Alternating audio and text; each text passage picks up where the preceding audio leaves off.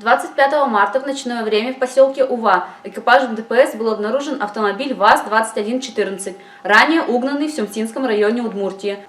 По предварительным данным, два пассажира, угрожая холодным оружием, нанесли побои водителю такси, завладели его автомобилем и скрылись на нем с места совершения преступления.